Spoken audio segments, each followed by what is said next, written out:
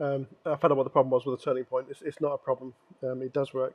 Um, but you can see, I don't know if you can see here, how this data looks different to what it would look like on your screen. Um, Windows is doing its best to make it a normal 1080p resolution on a 4K monitor, and it just doesn't look right. But anyway, so if I zoom in on some of this data like this and create a Z channel differential, so just zooming out and then can prompt it to display it. But this channel amplitude coefficient is just a visual thing. It doesn't change the data, but it's too large. So if I put it to 0.1 like before, I've changed the color to yellow to make it brighter on this screen because I can barely see it when it's grey. So yeah, if you go to turning points and turn on the positive or negative going, you need to turn that on for this to work. So what we weren't doing was highlighting data. You have to highlight the data to say what it is you want to analyze. Okay, so we've got turning points there. The way this works, if I zoom in, if I find some really nice data, okay, so let's zoom in on this here. So maybe a bit closer actually. Okay, so bring the broaden right down to 1. Okay, highlight data. Make sure you highlight data. If you don't highlight data, it won't work. Okay, so right, the way this works is it identifies the turning points. In fact, it's actually inverted. It says positive turning points. It's actually, oh sorry, it is positive, but this is it's the turning point here. But because it's going from positive to negative, it's when you say positive turning points, you're talking about the turning points of the original data, not the differential. So that is correct. So it's slightly offset from that there because data doesn't exist on the actual 0 value. It's there. This is the first point at the turning point. Okay, so I've just started another recording while I investigate why that was going on. So I'll get rid of that. So it's identified turning points quite nicely here.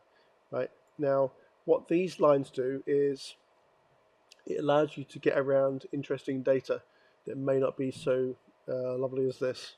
So it knows where the turning points are, where the crossings through differential of 0 are, and then what it's saying is with this this deviation, it's saying that within if I bring the time window down, it's saying that from the turning point, which is here or roughly there, to the deviation, so that the data crossing these deviation lines, it has to get to that crossing point of the deviation line before it runs out of this time here. So this is actually quite high frequency data, or quite high frequency compared to the sampling frequency.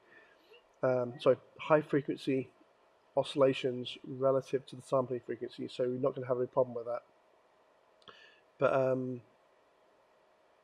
something like this, if I hang on, there's one there, but it's not. Oh, that's actually a inflection. Can't really best illustrate this, I guess, but basically you need to have this out. Okay, I'll maybe show you that another time. So we're getting 1 point per oscillation effectively on there. Now at the moment that just exists here. It doesn't actually do anything. But what we can do is we can say we can convert that to marked events. Okay, so the marked events are actually overlaid on the same position. So if I was to do my 2 lines down here, go to marked events and say set visual height, so the marked events are now down here. Okay, so it's put them into the right positions. We could also say, if we wanted to say we wanted to have more than 1 marked event per oscillation, we can broaden. So we can say we want plus or minus 1. plus minus 3. And we can say convert to marked events. So we get little patches of marked events. They can be converted to bookmarks on here, I think. Nope, bookmarks. Auto create bookmarks. Auto create bookmarks is split down from marked events 1 to 9, so you can do that. So it will convert bookmarks value 1 to A, bookmark value 2 to B, etc. Sorry. Yeah, it's creating that as value 2, but there's no. It'd be nice to have a selection here, wouldn't it, that we can actually change these to any value we want. In fact, an addition, it'd be nice to be able to change marked event values from one to another. To have a search feature where it changes all marked event value of say 3, and let the user change it to value 5. That might be handy. But anyway, so it's identified all these points here. But interestingly, you can also do a histogram. So not so interesting there. But if we zoom out,